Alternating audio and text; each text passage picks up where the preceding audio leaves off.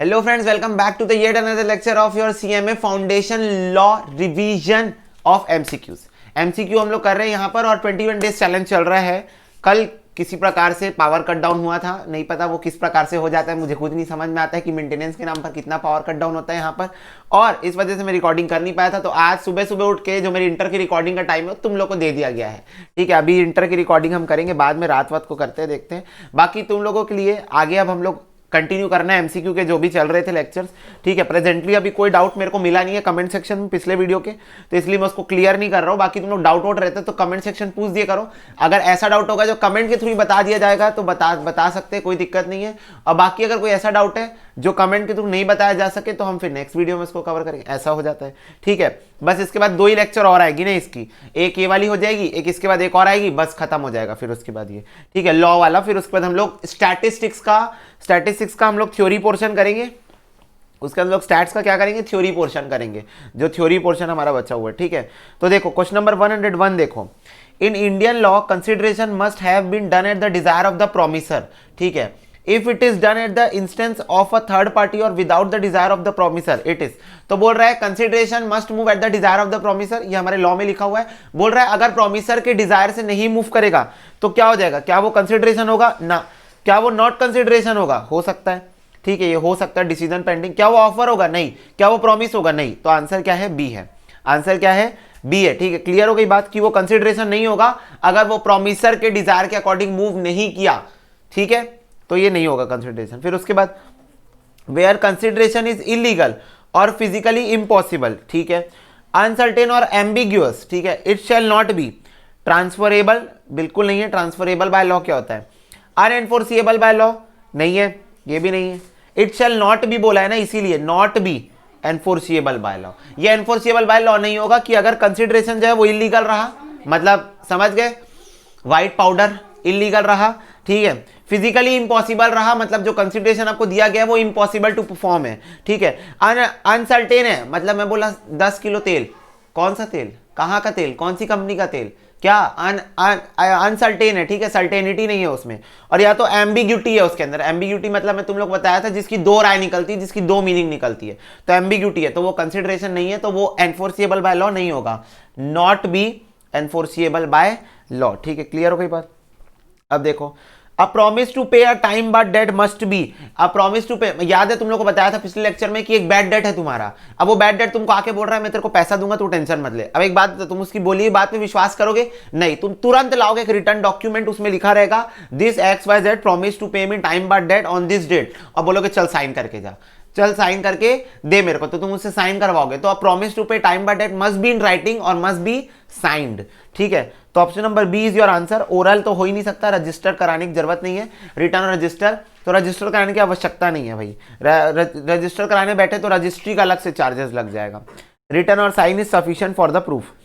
Which of the following statement is incorrect, बोल रहा है कौन सा इनकरेक्ट है। कंसिडरेशन मस्ट बी रियल, ये तो करेक्ट है।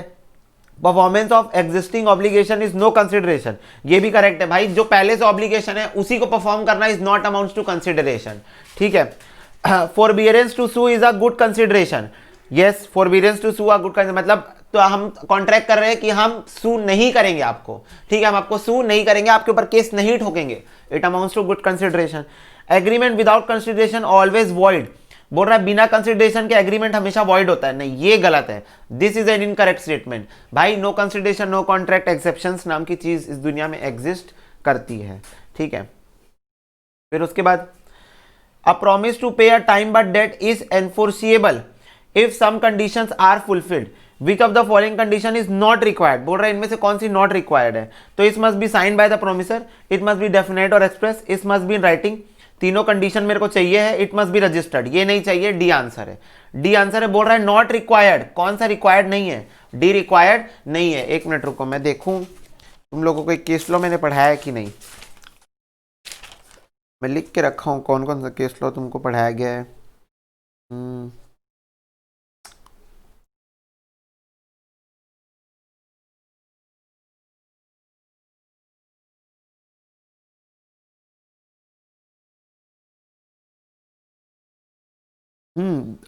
नहीं, तुम लोगों को शायद मैं नहीं पढ़ाया हूँ। ओके, सीए फाउंडेशन वाली लिस्ट में है, तुम लोग के में नहीं है। देखो, एक केस लॉ में तुम लोगों को पढ़ाया नहीं हो शायद, वैसे तुम लोगों का केस लॉ एग्जाम में नहीं आएगा, पर दुर्गा प्रसाद वर्सेस बलदेव एक केस लॉ है, उस केस लॉ के रेफरेंस पे 3 एमसीक्यू मेरे को दिख गए लाइन से। अब मैं शायद तुम लोगों को पढ़ाया नहीं हूं क्योंकि तुम लोगों वाली लिस्ट में लिखा नहीं, मैंने लिस्ट लिख के रखा है सीए फाउंडेशन सीएमए फाउंडेशन कि तुम लोगों को कौन से केस लॉ पढ़ाया, तो उसमें लिखा नहीं है दुर्गा प्रसाद वर्सेस बलदेव। तो मैं बताता हूं, मान लो एक बंदा है एक्स और एक बंदा है वाई। एक्स के पास ना एक शॉप है, एक्स के पास एक क्या है, शॉप है, और वाई जो है वो एक कॉन्ट्रैक्टर है, कॉन्ट्रैक्टर है जो कंस्ट्रक्शन का काम करता है, कॉन्ट्रैक्टर है जो कंस्ट्रक्शन का काम करता है। अब जो इस सिटी का कलेक्टर है, जो इस सिटी का, जिस सिटी में लोग रहते हो, कलेक्टर है, उसने वाई को हायर किया, बोला कि एक मार्केट प्लेस है, गोल बाजार होता है ना जैसे, वैसी एक मार्केट प्लेस है, ये ऐसे करके इस शेप की एक मार्केट प्लेस है, गोल बाजार नहीं है ये, स्क्वायर, आधा स्क्वायर बाजार बोल सकते हो इसको तुम लोग, ठीक है। तो वो बोला, कलेक्टर बोला कि ये बहुत पॉश एरिया है हमारे शहर का, बहुत पॉश एरिया है, बहुत सारे लोग आते हैं, तो तुम एक काम करो, तुम इसको रेनोवेट कर दो, ठीक है, और यहाँ की जितनी भी शॉप्स है, ऐसे लाइन से बहुत सारी शॉप्स हैं यहाँ पर, ठीक है, इन सारी शॉप्स को तुम सही करके दो, ठीक है, फेस्टिव सीजन आ रहा है, बहुत भीड़ होने वाली है, तो सही। तो कॉन्ट्रैक्टर बोला ओके करके देंगे। अब ये कॉन्ट्रैक्टर आया, तो कॉन्ट्रैक्टर डिसाइड किया कि मैं यहां से रेनोवेशन का काम चलूंगा, 1 2 3 4 ऐसे सो ऑन, यहां तक पूरा कंप्लीट करूंगा, लाइन से करूंगा, सारी शॉप्स को रेनोवेट कर दूंगा लाइन से, ठीक है, कोई बात नहीं। पर ये वाली जो शॉप है वो एक्स की शॉप थी, ये जो लास्ट वाली शॉप है ना, ये एक्स की शॉप थी। अब एक्स सोचा कि कब उधर से काम चालू होगा, एक एक एक एक करके यहां तक खत्म होगा, मेरा तो लास्ट में नंबर आएगा। तो एक्स गया कॉन्ट्रैक्टर के पास, एक्स गया कॉन्ट्रैक्टर के पास और बोला भाई एक काम कर, तू ना काम इधर से चालू कर, तू रेनोवेशन का काम इधर से चालू कर, मैं तेरे रेनोवेशन के बाद मेरी जितनी सेल्स में वृद्धि होगी, क्योंकि मेरी शॉप अच्छी हो जाएगी तो मेरे शॉप में लोग आना पसंद करेंगे, तो मेरी सेल्स में जितनी भी वृद्धि होगी, जितनी भी मेरी सेल्स बढ़ेगी, उसका 1% ऑफ कमीशन तेरे को दूंगा पक्का, ठीक है, उसका 1% ऑफ कमीशन तेरे को दूंगा पक्का। कॉन्ट्रैक्टर खुश, बोला आ हा, एक तो मेरे को इस रेनोवेशन के काम के लिए पैसा कलेक्टर से मिलने ही वाला है, कलेक्टर से तो मेरे को पैसा मिलने वाला है, ये एक्स भी दे देगा रेनोवेशन के काम का पैसा मेरे को, बस मेरे को क्या इधर से जगह उधर से काम चालू करना है, बस बीच में होती है तो सोचने वाली बात होती है, पर मेरे को इधर से स्टार्ट करना है, तो ठीक है कर लेता हूं। तो उसने ऐसे ही किया, उसने एक्स से ही काम चालू किया, फिर उसने इधर इधर करके पूरा काम खत्म कर लिया। जब काम खत्म हो गया तो एक्स के पास गया, बोला कितनी सेल्स हुई, दो मेरा कमीशन। तो एक्स बोला मैं नहीं दूंगा तेरे को कमीशन। तो फिर कॉन्ट्रैक्टर बोला भाई सुनना, कॉन्ट्रैक्ट हुआ हमारे बीच में, कोर्ट केस कर दूंगा। एक्स बोला जाकर, तो कॉन्ट्रैक्टर गया कोर्ट में, केस कर दिया। केस कौन जीता बताओ, कॉन्ट्रैक्टर जीता कि एक्स जीता? अब तुम लोग बोलोगे भैया कॉन्ट्रैक्टर ही जीता होगा क्योंकि उन लोगों के बीच में कॉन्ट्रैक्ट हुआ था। नहीं, कोर्ट केस एक्स जीता। पूछो क्यों? क्योंकि अल्टीमेटली कॉन्ट्रैक्टर ने क्या काम किया? अल्टीमेटली कॉन्ट्रैक्टर ने रेनोवेशन का ही काम किया है, ठीक है, अल्टीमेटली कॉन्ट्रैक्टर ने रेनोवेशन का ही काम किया है। एक बात बताओ, क्या रेनोवेशन के काम के लिए कलेक्टर से उसको पैसे मिल रहे थे? हाँ मिलने ही वाले थे, मिल ही गए होंगे, ठीक है। तो भाई जिस काम के लिए उसको ऑलरेडी कंसिडरेशन मिल चुकी है, उसके लिए फर्दर कंसिडरेशन वो चार्ज किसी से नहीं कर सकता। तो एक्स भी तो उसको रेनोवेशन के काम का ही पैसा दे रहा था in the form of commission, तो वो नहीं देगा, एक्स नहीं देगा, एक्स केस जीत गया। क्यों? क्योंकि उसको ऑलरेडी किसी और प्रॉमिसर से, ठीक है, कंसिडरेशन मिल रहा था और इस केस में वो था कलेक्टर जिससे उसको पैसा मिल रहा था रेनोवेशन के काम के लिए। तो सेम काम के लिए दो लोग से कंसिडरेशन चार्ज नहीं कर सकता, सेम काम के लिए। तो इसीलिए जो कलेक्टर, जो ये है कॉन्ट्रैक्टर था, उसको पैसा नहीं मिलेगा एक्स से। तो उसी के ऊपर था, देखो कहाँ है, कौन सा क्वेश्चन बताया था तुम लोग को?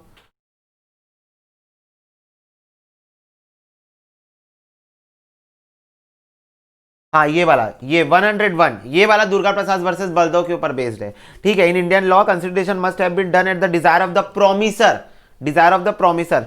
If it is done at the instance of a third party और without the desire of the promisor, it is not consideration. तो कंसिडरेशन है ही नहीं, ठीक है। तो ये वाला केस लो यहां पर काम में आया, ठीक है। फिर उसके बाद देखो, a man can not acquire rights under a contract to which he is not a party, ठीक है। Which one of the following is not an exception to this rule? तो इनमें से कौन सा एक्सेप्शन नहीं है इस रूल का? बेनिफिशियरी अंडर ट्रस्ट, ये है एक्सेप्शन, है ना, प्रीविटी ऑफ कॉन्ट्रैक्ट का एक्सेप्शन है। फैमिली सेटलमेंट, ये भी एक्सेप्शन है। असाइनमेंट ऑफ राइट एक्सेप्शन है। Gift is not the exception, gift exception नहीं था इसका, तो गिफ्ट इज द आंसर, ठीक है। बोल रहा था इनमें से कौन सा एक्सेप्शन नहीं है, बोल रहा था, तो गिफ्ट एक्सेप्शन इसका नहीं है, ठीक है। फिर उसके बाद which of the following is not competent to contract, बोल रहा है कौन इनमें से कॉम्पिटेंट नहीं है? माइनर नहीं है, पर्सन ऑफ अनसाउंड माइंड नहीं कर सकता, पर्सन डिस्क्वालिफाइड बाय लॉ नहीं कर सकता, तो आंसर है all of this is the answer, तीनों नहीं कर सकते कॉन्ट्रैक्ट, ठीक है। बोल रहा है two person have the capacity to contract if both are not of unsound mind, ठीक है। If none of disqualified from the contracting by any law to which he subject to, तो नन ऑफ इज डिस्क्वालिफाइड बोल रहा है। If both have attain the age of maturity, तो answer all of this होगा। हर वो इंसान जो पागल नहीं है वो कॉन्ट्रैक्ट कर सकता है, हर वो इंसान जो डिस्क्वालिफाइड बाय लॉ नहीं है वो कर सकता है कॉन्ट्रैक्ट, हर वो इंसान जो एज ऑफ मेजॉरिटी को अटेन कर चुका है वो कॉन्ट्रैक्ट कर सकता है। तो तीनों कर सकते हैं, मतलब तीनों सिचुएशन में दो बंदे कॉन्ट्रैक्ट कर सकते हैं, ठीक है। 2% जिन लोग पागल नहीं है, 2% जिन लोग डिस्क्वालिफाइड बाय लॉ नहीं है, और 2% जिन लोग बच्चे नहीं है, माइनर नहीं है, मेजर है, उन लोग दोनों कॉन्ट्रैक्ट कर सकते हैं, ठीक है। क्लियर हो गई बात। फिर उसके बाद 9th देखो 109, for necessity supplied to minor he is personally liable, no, minor कभी भी पर्सनल लाइबल नहीं होता। हिज पेरेंट इज लाइबल, नहीं, माइनर अपनी हरकतों से पेरेंट्स को लाइबल नहीं कर सकता जब तक वो एज अ एजेंट नहीं गया है। एज अ एजेंट मैं याद दिलाना चाहूंगा तुम लोगों को, मम्मी बोली जा बेटा बाजू वाली दुकान से आटे का पैकेट लेके आ, तो भैया के पास गया, बोला भैया मम्मी आटे का पैकेट मंगा रही है, तो मम्मी के बिहाफ में गया था वो एजेंट बन के, तो इस सिचुएशन में mummy is liable to pay the आटे का अमाउंट, ठीक है। मम्मी लायबल हो जाएगी आटे का अमाउंट पे करने के लिए, ठीक है। तो his parents are liable, no, ठीक है। His estate is liable, correct. The contract is valid under Indian law, नहीं, कॉन्ट्रैक्ट तो बिल्कुल वैलिड नहीं होता है माइनर के साथ, ठीक है, वॉइड एब इनिशियो होता है। तो माइनर का जो एस्टेट है वो लायबल होता है, माइनर का estate, if you remember minor का एस्टेट लायबल होता है, ठीक है। फॉर नेसेसिटी सप्लाईज, ठीक है। अब तुम उसको रोलेक्स घड़ी दे रहे हो, तुम उसको BMW कार दे रहे हो, नेसेसिटी नहीं है बेटा वो। नेसेसिटी मतलब होता है जो उसकी जिंदगी की सर्वाइवल के लिए जरूरी है, जैसे फॉर एग्जांपल बच्चे के लिए दूध जरूरी है, ठीक है, हमारे लिए खाना जरूरी है। तो किसी माइनर के लिए जो 18 साल से कम हो उसको तुम नेसेसिटी मतलब जिंदगी जीवन जीने के लिए कोई नेसेसिटी प्रोवाइड कर रहे हो, तो वही अमाउंट्स टू नेसेसिटी होगी। कार वगैरह does not amounts to necessity, ठीक है। अ मैरिड वुमेन, देखो, A married woman is under no disability as regarded capacity to contract, तो बोल रहा है ये बताओ कि एक मैरिड वुमेन कहां पर not disregarded as a capacity to contract. तो भाई कैपेसिटी टू कॉन्ट्रैक्ट में तो मेरे को माइनर दिखा, मेरे को अनसाउंड माइंड दिखा, मेरे को पर्सन डिस्क्वालिफाइड बाय लॉ दिखा, मेरे को पर्सन डिस्क्वालिफाइड बाय लॉ के अंदर मेरे को मैरिड वुमेन तो किधर भी नहीं दिखी। तो इसका आंसर होगा, अच्छा, अंडर इंग्लिश लॉ ना, अंडर इंडियन लॉ ना, under both English and Indian law for luxury only, इसको भी काट दो। तो भाई कहीं पर भी मैरिड वुमेन से रिलेटेड कोई भी डिसेबिलिटी नहीं दी है, चाहे वो इंग्लिश लॉ चाहे वो इंडियन लॉ। अब वैसे तुम लोग को इंग्लिश लॉ का आइडिया नहीं होगा तो मैं बता देता हूं, इंग्लिश लॉ में भी कहीं भी मैरिड वुमेन से रिलेटेड डिसेबिलिटी देंगे ही क्यों, कॉमन सेंस लगाओ भाई, मैरिड वुमेन क्या बिगाड़ी किसी का, ठीक है, कोई डिसेबिलिटी नहीं है यहां पर, ठीक है। फिर उसके बाद देखो, a minor enter into agreement representing himself to be a major, consider the following statement. तो हम लोगों को स्टेटमेंट को कंसीडर करना है। Minor commit fraud if the other party does not have personal knowledge of his age, ठीक है। such agreement is not enforceable, ये तो सच है, करेक्ट है, ठीक है। वैसे मेरे से पूछा है which of the statement are correct, last line में पढ़ लो, तो सेकंड वाला करेक्ट है। the doctrine of estoppel does not apply in minors case, ये भी करेक्ट है। doctrine of estoppel मतलब पता है ना, मतलब माइनर अपने आप को मेजर रिप्रेजेंट कर दिया, ठीक है, माइनर अपने आप को मेजर रिप्रेजेंट कर दिया, और अगर कोई इंसान उसके साथ कॉन्ट्रैक्ट में आ जा रहा है, ठीक है, जैसे माइनर अपने आप को बी के साथ कॉन्ट्रैक्ट में वो कर लिया, ले लिया, मेजर अपने आप को रिप्रेजेंट करते हुए, मतलब माइनर अपने आप को मेजर बोल के कर लिया, तो अब बाद में बी ये नहीं बोल सकता कि नहीं ये झूठ बोला था मेरे से, ठीक है, ये मेजर बोल के मेरे साथ कॉन्ट्रैक्ट में आया है, ये तो माइनर है पर ये मेरे को मेजर बोल के कॉन्ट्रैक्ट में आया है, ऐसा बोल के बी उससे अमाउंट रिकवर नहीं कर सकता, क्योंकि माइनर जो है वो उसके ऊपर रूल एस्टॉपल का रूल अप्लाई नहीं होता। मतलब माइनर अपने आप को भले मेजर रिप्रेजेंट किया है but it does not amounts to fraud, it does not amounts to estoppel, ठीक है। तो माइनर जो है वो लायबल नहीं होगा, तो सेकंड भी थर्ड भी सही है। Other party is entitled to get back the benefit pass to minor, नहीं ये तो गलत है, तुम माइनर से रिकवर कर ही नहीं सकते जब तक तुम उसको नेसेसिटी प्रोवाइड ना किए हो, ठीक है। और minor commit fraud, minor fraud commit कर ही नहीं सकता क्योंकि वो कॉन्ट्रैक्ट में आ ही नहीं सकता, तो फ्रॉड कैसे कमिट करेगा भाई। Coercion, undue influence, fraud, misrepresentation, mistake तब होगा ना जब कोई इंसान कॉन्ट्रैक्ट करने के लिए कैपेबल होगा, माइनर तो कैपेबल ही नहीं है। तो सेकंड और थर्ड पॉइंट इज ट्रू, तो B is the correct answer, ठीक है। समझ में ये बात, मतलब तुम लोगों को लॉ के प्रोविजंस याद नहीं भी होंगे तब तुमको अच्छा खासा रिवाइज हो जा रहा होगा, क्योंकि मैं हर पॉइंट में तुमको पूरा लॉ ही याद दिलवा दे रहा हूँ, ठीक है। तो that is something really good, appreciated. तो लाइक कर दो जल्दी से वीडियो को, जल्दी जल्दी फास्ट। उसके बाद देखो, एम इज अ माइनर, ठीक है। B borrows approaches, B the borrower approaches M for a loan on the basis of the mortgage of the house owned by B. Hence, M advances the money and B executed a mortgage in favor of M. A minor, in these circumstances, the mortgage is not enforceable by M. The mortgage is enforceable but only when he attains majority. The mortgage is enforceable by M even though he is minor. None of these. तो ये नहीं है, ये नहीं है, ये नहीं है, ये है आंसर। पूछो कैसे, पहले इस केस को समझ लो उसके बाद एक माइनर है और एक बी है, ठीक है। तो ये जो बी है वो माइनर के पास गया, बोला लोन दे, लोन दे, अपना घर दूंगा, अपना घर दूंगा। किसमें? सिक्योरिटी में। मॉर्गेज मतलब होता है सिक्योरिटी देना। तो मेरे को लोन दे, माइनर को बोल रहा है मेरे को लोन दे, मैं अपना घर गिरवी रखूंगा। माइनर बोला ओके, लोन ले। क्या बोला? लोन ले। उसने दे दिया लोन, ठीक है। इसने लोन मांगा, उसने लोन दे दिया, ठीक है। तो अब मेरे से पूछ रहा है एक बात बताओ कि ये कॉन्ट्रैक्ट के कौन से पॉइंट सही है, मतलब इस कॉन्ट्रैक्ट से रिलेटेड कौन सा पॉइंट सही है। तो the mortgage is enforceable by M even though he is minor. तो तुम लोग पूछो कि भैया क्यों एनफोर्सिएबल बाय लॉ है? माइनर के साथ तो कोई भी कॉन्ट्रैक्ट वॉइड एब इनिशियो होता है ना, तो how it is enforceable by law? तो मैं एक बात बताना चाहूंगा, तुम लोग माइनर का जब पूरा प्रोविजन पढ़ रहे थे, मैं तुमको उस टाइम भी बताया था, बड़ी नाइंसाफी है। क्या है? बड़ी नाइंसाफी है। माइनर के साथ हुआ कोई भी कॉन्ट्रैक्ट में अगर तुम प्रोविजन पढ़े हो, तुमको एक ही चीज दिखा होगा, कॉन्ट्रैक्ट में भर भर के माइनर के फायदे की बात की है, केवल माइनर के फायदे की बात। मतलब भाई बंदा कुछ भी कर ले वो बच जा रहा है लॉ से, ठीक है। Minor can always plead minority, minor हमेशा अपनी माइनॉरिटी प्लीड कर सकता है, तो हर जगह से बच जा रहा है, ठीक है। तो इसका मतलब ये तुमको समझ में आया कि कॉन्ट्रैक्ट एक्ट केवल और केवल माइनर के फायदे की बात करता है।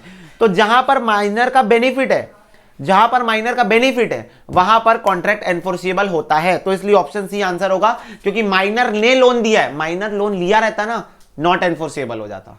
माइनर का लोन लिया रहता, वो बच जाता, वो नॉट एनफोर्सिएबल हो जाता। पर यहां पर उसने लोन दिया है तो उसको पैसा वापस मिलना चाहिए, माइनर को पैसा वापस मिलना चाहिए। तो इसीलिए कॉन्ट्रैक्ट एनफोर्सिएबल है, क्योंकि ये माइनर के प्रॉफिट के लिए है। क्यों? इसलिए तो माइनर पार्टनरशिप में सिर्फ प्रॉफिट के लिए ज्वाइन कर सकता है, लॉस के लिए नहीं। पार्टनरशिप में अगर लॉस हुआ ना तो माइनर लॉस बियर नहीं करेगा, पर पार्टनरशिप में प्रॉफिट हुआ तो माइनर को प्रॉफिट का हिस्सा मिलेगा। तो माइनर को हर जगह से फायदा दिया गया है कॉन्ट्रैक्ट एक्ट के अंदर, ठीक है। तो इसीलिए यहां पर ऑप्शन नंबर सी आंसर होगा, माइनर जो है वो एनफोर्सिएबल करवा सकता है इसको, क्योंकि उसके फायदे की बात है, ठीक है। फिर उसके बाद when a minor has been supplied with necessity is credit minor property is liable, B option answer है। इसमें और कुछ डिस्कस करने की बात ही नहीं, अभी अभी ऊपर पढ़ के आए हैं कि माइनर की प्रॉपर्टी लायबल होगी, माइनर पर्सनली लायबल नहीं होगा, उसके मम्मी पापा लायबल नहीं होंगे और कोई रिश्तेदार खानदान का चाचा चाची कोई लायबल नहीं होगा, माइनर की प्रॉपर्टी बस लायबल होगी, ठीक है। फिर उसके बाद देखो, A supplies B a lunatic with necessities suitable to his condition in life, ठीक है। तो A is not entitled to be reimbursed from B's property, entitled to be reimbursed from B's property, personally liable, none of these। तो यहां पर A क्या होगा? तो देखो entitled to be reimbursed from B's property, तो A जो है वो B की प्रॉपर्टी से अमाउंट रिकवर कर सकता है। क्यों? क्योंकि उसने नेसेसिटी प्रोवाइड की है एक लुनेटिक को। लुनेटिक मतलब पागल, पर्सन डिस्क्वालिफाइड बाय लॉ को उसने नेसेसिटी प्रोवाइड की है। तो कोई भी नेसेसिटी प्रोवाइड कर रहा है तो उस लुनेटिक पर्सन या उस माइनर पर्सन की प्रॉपर्टी जो है वो लायबल हो जाएगी फॉर द पेमेंट। तो title to be reimbursed from B's property, ठीक है। तो बी की प्रॉपर्टी से उसको रिकवरी मिल सकती है, ठीक है। फिर उसके बाद when a person incur expenses of 5000 for the necessity supplied to the minor he can recover the said amount from the, तो बोल रहा है 5000 का खर्चा हुआ तो कहां से रिकवर कर सकता है? प्रॉपर्टी ऑफ माइनर से। बार बार वही क्वेश्चन आ रहा है, प्रॉपर्टी ऑफ माइनर से वो रिकवर कर सकता है। The principle of estoppel can not be applied against a minor since he is no sound mind, ऐसा तो कुछ नहीं है। माइनर पागल होते हैं क्या? नहीं, तो ये तो बिल्कुल नहीं है। He has no privilege to cheat person by making any representation, ये भी बिल्कुल नहीं है, क्योंकि वो कॉन्ट्रैक्ट ही नहीं कर सकता, तो बेचारा मिस रिप्रेजेंटेशन कहां से करेगा। He can be indulged by dishonest trader to declare in writing that he is a major at the time of entering into contract, ये तो बिल्कुल भी नहीं है, ठीक है। तो आंसर क्या होगा? डी हो जाएगा, he is not attained the age of majority। और इवन तुम लोग डायरेक्ट डी पॉइंट भी पढ़ते तो तुमको कॉमन सेंस वाला आंसर था ये, डायरेक्ट डी पॉइंट पढ़ते he has not attained the age of majority, simple सी बात है। इसीलिए माइनर के ऊपर एस्टॉपल का रूल नहीं लगता, ठीक है, क्योंकि वो मेजर नहीं है, क्योंकि वो मेजर नहीं इसलिए उसके ऊपर एस्टॉपल का रूल नहीं लगता, ठीक है। देखो, अ कन्विक्ट व्हेन अंडरगोइंग इम्प्रिजनमेंट, बोल रहा है जब एक कन्विक्ट अंडरगोइंग प्रिजनमेंट में है, मतलब जेल के अंदर एक बंदा बैठा हुआ है, ठीक है, मर्डर वर्डर किया होगा, चोरी वोरी किया होगा, तो जेल के अंदर बैठा हुआ है, is capable of entering into contract, बिल्कुल नहीं भाई, जेल के अंदर से कोई कॉन्ट्रैक्ट कैसे कर सकता है? वो सिर्फ मूवी में हो सकता है कि जेल के अंदर से बैठ के बंदा पूरा देश पूरा शहर चला ले रहा है, ठीक है, वो सब चीजें सिर्फ मूवीज में और वेब सीरीज में हो सकती है। Incapable of entering into contract बिल्कुल सही है, वो कॉन्ट्रैक्ट नहीं कर सकता, he is incapable of doing contract. Answer तो मिल गया पर आगे भी पढ़ लेते हैं। Is capable of entering into contract if court is permitted. अब मेरे को एक बात बताओ, एक मर्डरर को कोर्ट क्यों परमिट करेगी? जब उस मर्डरर को कोर्ट जेल से बाहर आने नहीं दे रही है तो उसको कॉन्ट्रैक्ट करने के लिए क्यों परमिशन मिलेगा? कॉमन सेंस, ठीक है। और नन ऑफ दिस तो फिर बिल्कुल नहीं हो सकता। Is a pro note executed in favour of minor is good in law. Pro note मतलब क्या होता है? प्रॉमिसरी नोट, मतलब प्रॉमिसरी नोट को ही प्रो नोट बोलते हैं शॉर्ट फॉर्म में। मतलब हर चीज का शॉर्ट फॉर्म, जब से व्हाट्सएप आया है इस दुनिया में हर चीज का शॉर्ट फॉर्म अवेलेबल है। तो प्रॉमिसरी नोट का नया शॉर्ट फॉर्म पता चल गया दोस्तों, वो भी इंस्टीट्यूट नहीं बताया हमको, प्रो नोट। ठीक है, तो प्रो नोट जो है, वैसे it sounds like any mobile phone ना, रेडमी प्रो नोट, ठीक है, आईफोन प्रो नोट। हाँ देखो, तो pro note executed in favour of minor, तो बोल रहा है माइनर के फेवर में आपने एक प्रॉमिसरी नोट ड्रॉ किया, तो इज गुड इन लॉ, क्या ये लॉ की नजरों में अच्छा है? हाँ अच्छा है। पूछो क्यों? अब बीच तो बताया कि माइनर के फायदे के लिए कुछ भी सौदा होगा एनफोर्सिएबल है। ठीक है, माइनर के फायदे के लिए कोई भी सौदा होगा एनफोर्सिएबल है, आंख बंद करके एनफोर्सिएबल है। ठीक है, इस purchase of property for the benefit of minor by his maternal uncle valid. Yes भाई, फायदा फायदा ही फायदा माइनर का। यस, मैटरनल अंकल क्या, कोई भी अंकल खरीद ले, बाजू वाले पड़ोसी भी खरीद ले, माइनर का फायदा है तो एनफोर्सिएबल है, बात खत्म। माइनर के फायदे को तुम पकड़ो, ठीक है, माइनर का फायदा है तो एनफोर्सिएबल है। The test of dash is whether the person is capable of understanding the business concern and its implication. तो the test of incapacity to contract, the test of minority, the test of soundness of mind, the sense of reciprocity. ठीक है, तो इसका answer C होगा, soundness of mind। अब एक बात बताओ, किसी बंदे के साथ तुम कॉन्ट्रैक्ट में आ रहे हो तो तुमको ये चेक करना पड़ेगा कि माइनर की मेजर, देख के समझ में नहीं आएगा कि वो बच्चा माइनर की मेजर है, देख के समझ में नहीं आएगा। हाँ कभी कभी नहीं समझ में आता जब वो 17-18 में और उसकी बहुत सारी दाढ़ी आ जाए, ठीक है, तब फिर थोड़ा सा प्रॉब्लमेटिक हो सकता है, पर देख के समझ में नहीं आएगा कि बंदा माइनर की मेजर है, समझ में आ जाएगा।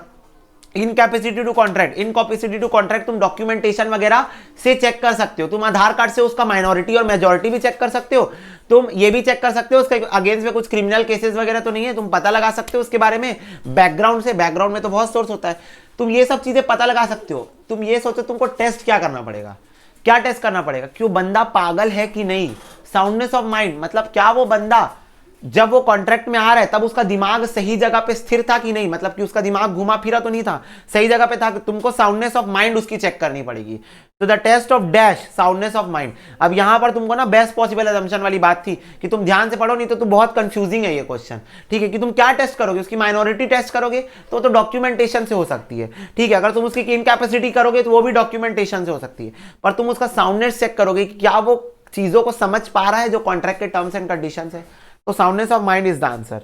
ठीक है, फिर उसके बाद dash is the most extreme form of mental unsoundness, मतलब नेक्स्ट लेवल ऑफ पागलपंती किसको बोलते हैं, मतलब मैं हूं ही नहीं इस दुनिया की वाला पागलपंती किसको बोलते हैं, तो लुनेसी। लुनेसी मतलब वो होता है जो कभी कभी पागल होता है, कभी कभी महीने में 1-2 बार पागल हो जाता है, बाकी टाइम नॉर्मल रहता है। इनकैपेसिटी, इनकैपेसिटी तो पागलपंती नहीं कहलाती। माइनॉरिटी, माइनर पागल होते हैं क्या, क्यों 18 साल से कम की उम्र तक हम लोग पागल थे क्या, नहीं। इडियसी, इडियट, इडियट जो है वो मोस्ट एक्सट्रीम लेवल ऑफ पागल कहलाता है। इडियट क्या कहलाता है, मोस्ट एक्सट्रीम लेवल ऑफ पागल कहलाता है। देखो next 122, the honours of proving insanity is on, मतलब किसकी जिम्मेदारी है कि प्रूफ करने की कि बंदा पागल है। इंसैनिटी मतलब बंदा पागल है, कौन प्रूफ करेगा, तो प्रोसिक्यूटर प्रूफ करेगा, स्टेट प्रूफ करेगा, एक्यूज्ड प्रूफ करेगा, मतलब जो पागल है वो खुद ही प्रूफ करेगा कि मैं पागल नहीं हूं, ठीक है, या on person who alleges it, या वो पर्सन प्रूफ करेगा जो बोल रहा है कि ये पागल है। अब एक बात बताओ, तुम लोग अपने फ्रेंड को बोल रहे हो कि भाई वो बंदा पागल है, तो एक बात बताओ, तुम लोग कुछ वैलिड बेसिस, कुछ प्रूफ्स रखोगे उसके सामने कि नहीं यार वो लिटरली पागल है, प्रूफ रखना पड़ेगा कि नहीं रखना पड़ेगा, रखना पड़ेगा। तो जो बंदा बोलता है कि ये पागल है वही प्रूफ करेगा कि वो पागल है, तो on person who alleges it, मतलब जो बोल रहा है कि पागल है वही प्रूफ करेगा कि ये पागल है, ठीक है। फिर which of the following is incorrect, बोल रहा है इनमें से कौन सा इनकरेक्ट है। अच्छा ये पारदर्शी वाला है, सॉरी पर्दानशी, पारदर्शी बोल दिया मैं, पर्दानशी वाला प्रोविजन है। पर्दानशी वाली एक लाइन तुम्हारे लॉ में लिखी हुई है, मतलब तुम्हारे मॉड्यूल में एक लाइन पर्दानशी के ऊपर लिखी हुई है। तो देखो, a pardanashi women can enter into contract if it is established that the contract was explained to her and she understood it, ठीक है। A pardanashi women is open to undue influence and therefore can not enter into contract, okay. A Pardanashi woman is of unsound mind, okay. A Pardanashi woman may be married or single, तो भाई answer C होगा। एक बात बताओ, क्या पर्दानशी women's पागल होती हैं, बताओ। पर्दानशी मतलब वुमेन, तो समझ रहे हो, वो ब्लैक कलर का बुरखा पहने रहती है, देखियो है ना, लेडीज को वो पर्दानशी कहलाती है। मतलब हिंदी में बोलते हैं, अरे वो एक तो गाना है ना यार, कौन सा गाना है यार, अरे वो अमर अकबर एंथनी मूवी का एक गाना है, पर्दा है पर्दा है पर्दा है पर्दा वाला गाना सुने, उसमें वो क्या बोलता है, पर्दा नशी को बे पर्दा, तो उसमें देखियो वुमेन लोग ऐसे पर्दा लगा के रखे रहते, तो दैट इज पर्दा नशी। तो बेसिकली क्या होता है ना, पर्दा नशी जो वुमेन्स होती है ना, उन लोगों का ऐसा कुछ रिचुअल रहता है कि उन लोग ना बाहर वालों के साथ बिजनेस कॉन्ट्रैक्ट में नहीं आते, क्योंकि उन लोग बाहर वालों से बात नहीं करते, ज्यादातर बात इन्वॉल्व नहीं होते कॉन्वर्सेशन में, ठीक है। तो उन लोग कॉन्ट्रैक्ट में कहां से आएंगे जब नहीं होते। पर इंडियन कॉन्ट्रैक्ट एक्ट ने उनके सारे इंटरेस्ट को बचाते हुए उनके रिगार्डिंग कुछ प्रोविजंस बना ली कि पर्दा नशी वुमेन तभी कॉन्ट्रैक्ट में आएगी जब वो सारी चीजों को सुने, अंडरस्टूड कर ले अच्छे से और उनको लगे कि हाँ मेरे फेवर में,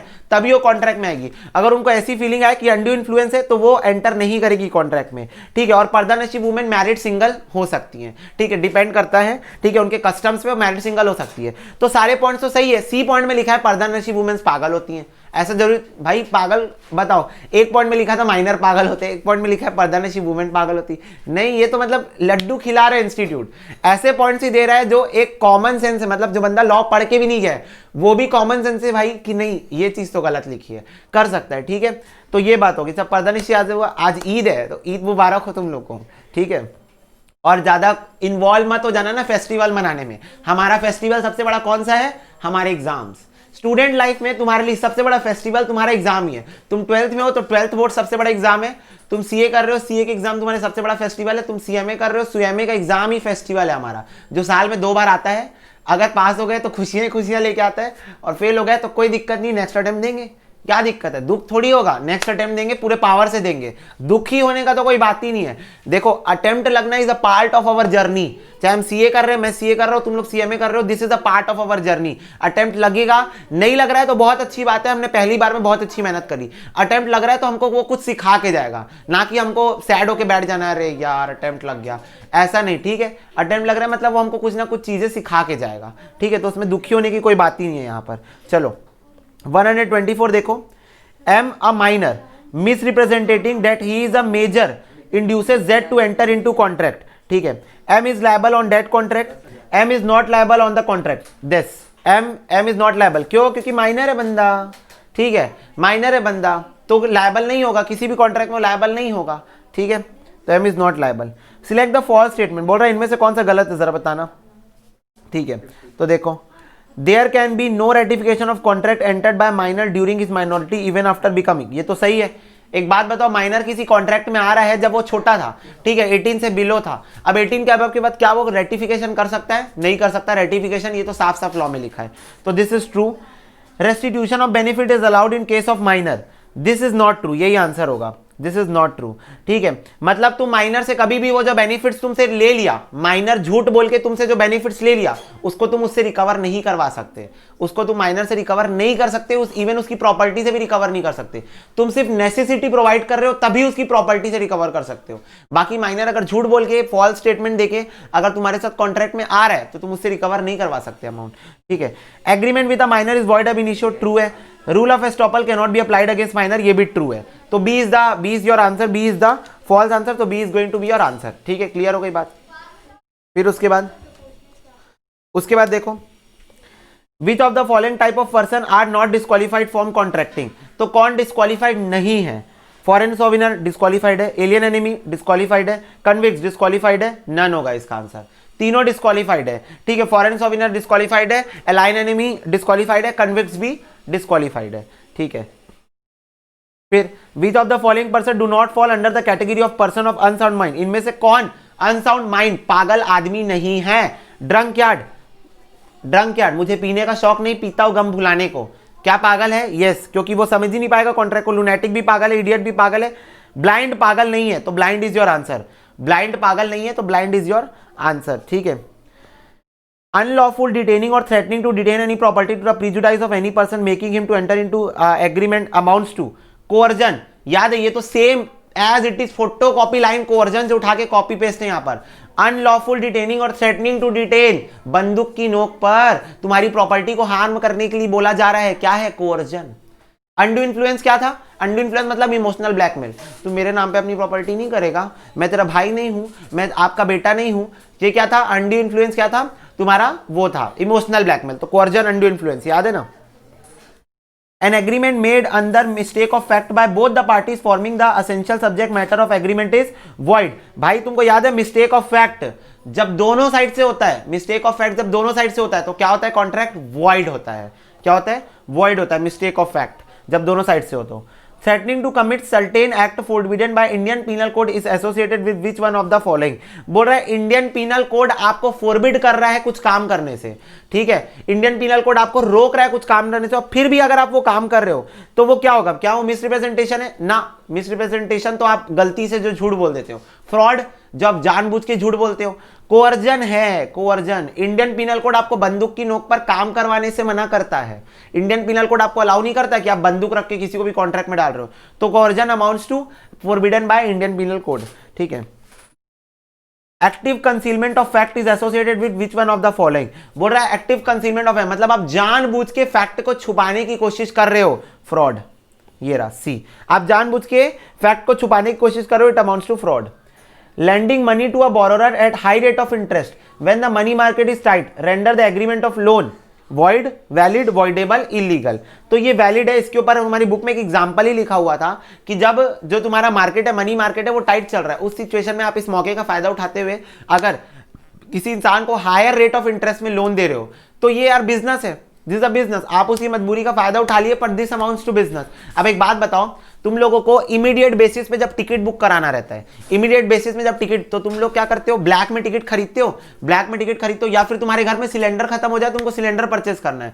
तो नॉर्मली सिलेंडर जो 600 का आता है ब्लैक में 800 रुपए में बिकता है. ठीक है, तो ब्लैक मार्केट से जाके खरीदते हो महंगे में देके, तो तुम्हारा इंसान मजबूरी का फायदा उठा रहा है. तो ब्लैक मार्केटिंग तो गलत है, ब्लैक मार्केटिंग तो गलत है. पर यहां पर वो जो हायर रेट ऑफ इंटरेस्ट में दे रहा है क्योंकि मार्केट टाइट चल रहा है, दिस अमाउंट्स टू वैलिड. ठीक है, इसके ऊपर एक एग्जांपल लिखा हुआ है क्योंकि यहां पर सिचुएशन ही वैसी थी. ठीक है, तो this amounts to valid. With regards to the contractual capacity of a person of unsound mind which one of the following statement is most appropriate. ठीक है, a person of unsound mind can never enter in contract. नहीं, वो कर सकता है contract जब वो sound mind रहेगा. एक अनसाउंड माइंड पर्सन कॉन्ट्रैक्ट में आ सकता है जब उसका दिमाग ठिकाने पर रहेगा तब. अ person of unsound mind can enter into contract. नहीं, जब वो अनसाउंड माइंड रहेगा तब वो कॉन्ट्रैक्ट नहीं कर सकता, जब वो साउंड रहेगा तब वो कर सकता है. A person who is usually of unsound mind can enter contract when he is at the time of entering into contract is of sound mind. This is true. तो ये तो बिना पढ़े मैं फॉल्स डिक्लेयर कर देता हूँ क्योंकि सी पॉइंट तुम्हारा सही है कि एक पर्सन जब साउंड माइंड रहेगा तब वो कॉन्ट्रैक्ट में आ सकता है, जब अनसाउंड माइंड रहेगा तब वो कॉन्ट्रैक्ट में नहीं आ सकता. ठीक है. 134. While obtaining the consent of the promisee, keep silence by the promiser when he has to duty to speak. Duty to speak. अब प्रोविजन याद करो. Mere silence does not amount to fraud. है ना, mere silence does not amount to fraud, but when it is the duty of the person to speak but he kept silence, this amounts to fraud. ठीक है. The material fact amounts to consent obtained by fraud. ठीक है, ये क्या हो जाएगा, fraud हो जाएगा. क्लियर हो गई बात. फिर उसके बाद A threaten to commit suicide to his wife. अब इसका तो कोर्जन है आंसर, क्योंकि ये वाला तो एग्जाम्पल तुम्हारे बुक में लिया हुआ था कि एक पति अपनी पत्नी को धमकी दे रहा है कि मैं सुसाइड कमिट कर लूंगा, प्रॉपर्टी मेरे नाम कर, प्रॉपर्टी मेरे नाम नहीं की तो मैं सुसाइड कर लूंगा. हो सकता है किसी नेता की बेटी से शादी हो गई हो. ठीक है, तो वो धमकी दे रहा है कि मैं सुसाइड कर लूंगा नहीं तो प्रॉपर्टी मेरे नाम कर. This amounts to coercion. This amounts to coercion. This does not amounts to undue influence. This amounts to coercion, क्योंकि सुसाइड करना is forbidden by Indian penal code, इस वजह से. ठीक है. अच्छा, इस सिचुएशन में अपने भाई के नाम पर ट्रांसफर करने बोल रहा था. ठीक है, सिचुएशन डिफरेंट है पर धमकी तो दे रहा है ना सुसाइड करने की, धमकी तो दे रहा है ना सुसाइड करने की. ठीक है. फिर उसके बाद चलो नेक्स्ट देखो. अ कॉन्ट्रैक्ट विच इज वाइटलेटेड by undue influence is declared as which one of the following by Indian Contract Act. ठीक है, तो अनड्यू इन्फ्लुएंस से हुआ है जो कॉन्ट्रैक्ट वो तो वॉइडेबल होता है, voidable at the option of the aggrieved party. Even coercion से जो कॉन्ट्रैक्ट हुआ है वो भी वॉइडेबल होता है at the option of the aggrieved party. Consider the following which of the above amounts to fraud. बोल रहा है इनमें से कौन सा फ्रॉड है. Active concealment of fact fraud है. Promise made without intention of performing it fraud है. Breach of duty with gain advantage of performing committing it नहीं है, fraud. Inducing mistake as to subject matter, ये भी fraud नहीं है, mistake है. ठीक है, तो दो फ्रॉड है, 1 और 2. तो ए आंसर होगा. क्या क्या क्या फ्रॉड है. एक्टिव कंसीलमेंट ऑफ फैक्ट मतलब तुम जानबूझ के फैक्ट को छुपा रहे हो जो कि सब्जेक्ट मैटर है और बहुत जरूरी है. दूसरा, आप एक ऐसा प्रॉमिस कर रहे हो जब परफॉर्म नहीं करने वाले हो. मतलब आप बोले मैं प्रॉमिस कर रहा हूं मैं तेरी पेंटिंग बनाऊंगा, पैसा लिया और भाग गए, तो ये भी क्या है, फ्रॉड है. फ्रॉड है मतलब आप प्रॉमिस कर रहे हो पर आप करने नहीं वाले हो. फैक्टर वाइटलेटिंग कंसेंट आर, मतलब आपकी कंसेंट को कौन कौन फ्री कंसेंट को आपकी पोक कर सकता है, ये बोल रहा है कौन कौन आपकी फ्री कंसेंट को हार्म कर सकता है। फ्रॉड एंड इन्फ्लुएंस कर सकता है, सॉरी कोर्जन एंड इन्फ्लुएंस कर सकता है, फ्रॉड मिसरिप्रेजेंटेशन भी कर सकता है, मिस्टेक भी कर सकता है। All of the above is your answer, all of the above is the answer. Misrepresentation का मतलब क्या होता है?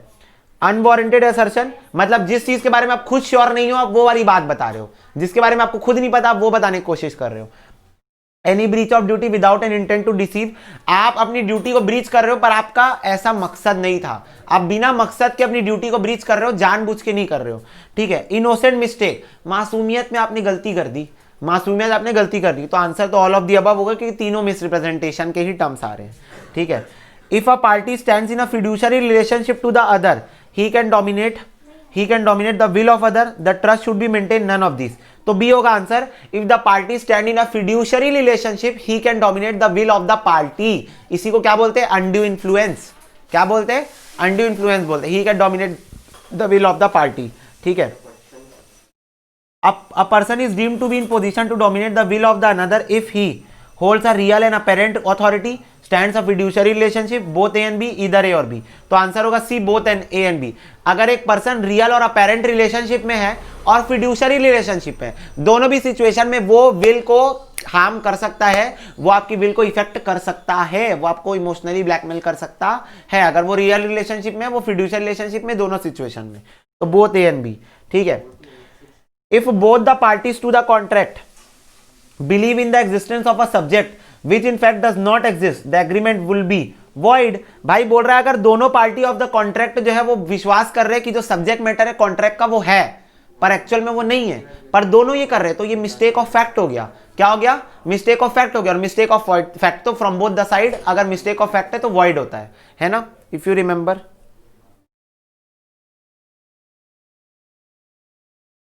एक मिनट, चलो देखो आईपैड बंद हो गया था, बूम बाम पूरा फिर से रिकवर करके फिर से चालू करना पड़ा। देखो 42 वाला आई थिंक हो गया था। Both the parties of contract believe in the existence of a subject when in fact does not, ठीक है, तो void हो जाएगा कॉन्ट्रैक्ट क्योंकि मिस्टेक ऑफ फैक्ट है। For a valid contract both the parties should have given their consent, the consent should be free, both A and B, either A और B। तो both A and B होगा कि जहां पर दोनों party अपना consent देंगे और कंसेंट भी फ्री होना चाहिए, कंसेंट भी फ्री होना चाहिए, तभी एक वैलिड कॉन्ट्रैक्ट बन पाएगा, ठीक है। तो बोथ A and B हो जाएगा। When both the parties to an agreement are under a mistake as to matter of fact essential to an agreement, the agreement is void। Mistake of fact तीसरी बार आया mistake of fact का question कि mistake of fact from both the side क्या होता है? void होता है, from both the side। In Indian contract the term consists ad idiom means agreeing the same thing in the same sense। कहाँ लिखा है? ये देखो C पॉइंट में लिखा है, parting agreeing the same thing in the same sense consensus ad idem, ठीक है। जैसे कि अभी मैं सोच रहा हूं कि तुम लोग लाइक कर दियो वीडियो को, तो ऑफ कोर्स तुम लोग कर दियोगे लाइक, ठीक है, ठीक है। चलो, to prove undue influence the plaintiff has to prove that the relationship subsisting between the parties are such that the defendant was in position to dominate the will of the plaintiff, the defendant under that position to obtain an unfair advantage from the plaintiff, both A and B, none of this. Both A and B, भाई plaintiff यानी कि जो suffered party है उसको अगर proof करना है कि अनड्यू इन्फ्लुएंस हुआ है तो उसको क्या क्या प्रूफ करना पड़ेगा? पहले उसको ये प्रूफ करना पड़ेगा कि जो उनके बीच में रिलेशनशिप है वो ऐसा है कि उन लोग, वो जो डिफेंडेंट है वो प्लांटिफ की अनड्यू इन्फ्लुएंस कर सकता है, पहली बात। दूसरी बात कि उसने उसको अनड्यू इन्फ्लुएंस करके कोई एडवांटेज लिया है, ठीक है, कोई अनफेयर एडवांटेज लिया है, उसको ये दो चीज क्या करनी पड़ेगी? प्रूफ करनी पड़ेगी, ठीक है। The validity of contract is not affected by mistake of fact, effect होता है, मिस्टेक ऑफ इंडियन लॉ नहीं होता इफेक्ट, मिसरिप्रेजेंटेशन फ्रॉड से होता है, तो आंसर इज बी। तुम लोग को याद होगा mistake of Indian law is of no excuse, Indian law की मिस्टेक क्या है? नो एक्सक्यूज है। तो भाई वैलिडिटी ऑफ कॉन्ट्रैक्ट जो है वो इफेक्ट नहीं होगी मिस्टेक ऑफ इंडियन लॉ से, contract is going to be valid, ठीक है, क्योंकि मिस्टेक ऑफ इंडियन लॉ को आप एक्सक्यूज नहीं बता सकते कि मेरे को नहीं पता था कि हेलमेट लगा के आना है, मेरे को नहीं पता था कि बिना लाइसेंस बनाए मैं गाड़ी नहीं चला सकता, ऐसा नहीं बोल सकते आप। Unlawful agreement comprises of illegal agreement, immoral agreement, agreement opposed to public policy, all of the above. Unlawful agreement के अंदर क्या क्या आता है? सब आता है। अनलॉफुल एग्रीमेंट के अंदर सब आता है। Exception to the rule that an agreement is restraint of trade is void contained in, अब ये तो सेक्शन के अंदर कंटेंट है, सेक्शन 27 ही है इसका आंसर, तुम लोग को याद होगा तो अच्छी बात है कि agreement of restrain of trade जो है, रेस्ट्रेन ऑफ ट्रेड मतलब ट्रेड करने से रोकने का जो एग्रीमेंट होता है वो वॉइड होता है, ठीक है, पर उसमें गुडविल एक्सेप्शन है, पर वॉइड होता है। वो कहाँ दिया हुआ है? सेक्शन नंबर 27 में दिया हुआ है। तुम लोग तुरंत गूगल करके भी सर्च कर सकते हो और तुम लोग को याद होगा तो अच्छी बात है। A contract to trade with enemies immoral है, वैलिड है, opposed to public policy, enforceable agreement है। एनफोर्सिएबल बिल्कुल नहीं है, वैलिड बिल्कुल नहीं है, इमोरल है पर अपोज टू पब्लिक पॉलिसी ज्यादा है। Opposed to public policy law में लिखा हुआ है कि agreement with alien enemy is alien enemy, is क्या है तुम्हारा, ट्रेड विद एन एनिमी मतलब अलाइन एनिमी, क्या है तुम्हारा, अपोज टू पब्लिक पॉलिसी है। An agreement will be unlawful if, बोल रहा है एक एग्रीमेंट अनलॉफुल होगा, कब अनलॉफुल होगा, जब उसमें कंसेंट नहीं है, जब कंसेंट फ्री नहीं है, जब कंसिडरेशन नहीं है, जब वो फोरबिडन बाय लॉ है। तो जब वो फोरबिडन बाय लॉ है तब ही वो अनलॉफुल होगा। अनलॉफुल मतलब इलीगल होगा, कब इलीगल होगा, जब वो फोरबिडन बाय लॉ है, ठीक है। In a wagering agreement both the party win, both the party lose, none of the party win, one party win, one party lose. D answer है। वेजरिंग एग्रीमेंट क्या होता है, सट्टा। आईपीएल में जो सट्टा लगता है, कोई एक जन जीतेगा कोई एक जन हारेगा, तो वेजरिंग एग्रीमेंट में कोई एक जीतता है कोई एक हारता है, ठीक है। Like lottery ticket and all, ये सारी चीजें, तो कोई एक बंदा जीतता है कोई एक बंदा हार जाता है, ठीक है। क्लियर हो गई बात। उसका विच one of the following statement is correct, बोल रहा है इनमें से कौन सा स्टेटमेंट तुम्हारा करेक्ट है। Void agreement are always illegal, ठीक है, ये नहीं, ये तो करेक्ट नहीं है, this is wrong. Illegal agreement are voidable, incorrect है। Illegal agreement can be ratified by parties, incorrect है।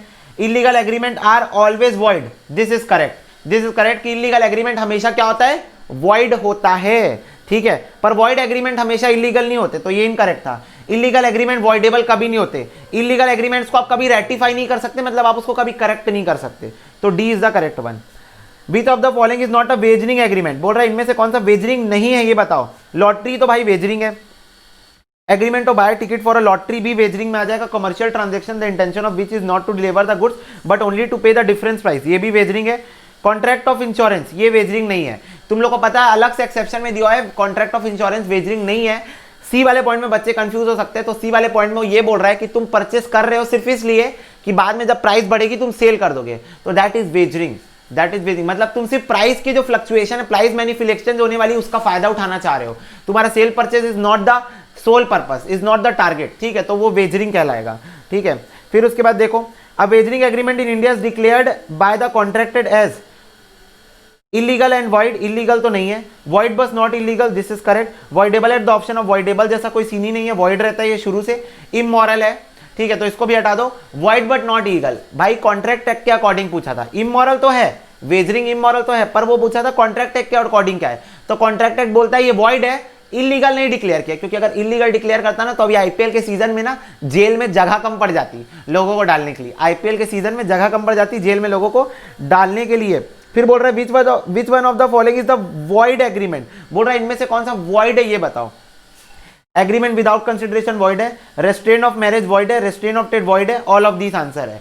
अगर तुमको कोई शादी करने से रोक रहा है वॉइड है, अगर कोई तुमको धंधा करने से रोक रहा है, बिजनेस करने से रोक रहा है, वॉइड है। अगर बिना कंसिडरेशन के कॉन्ट्रैक्ट करोगे वॉइड है, कुछ एक्सेप्शंस है पर नॉर्मल सिचुएशन में वॉइड है, तो ऑल ऑफ दिस हो जाएगा।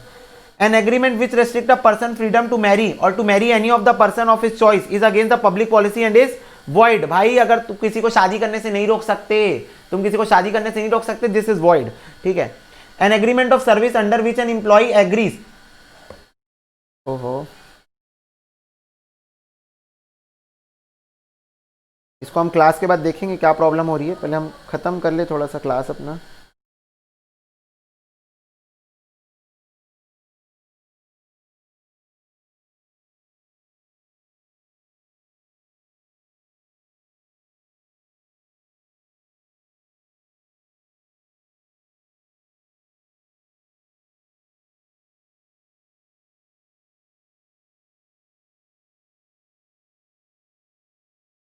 ये रहा, क्या बोल रहे हैं देखो।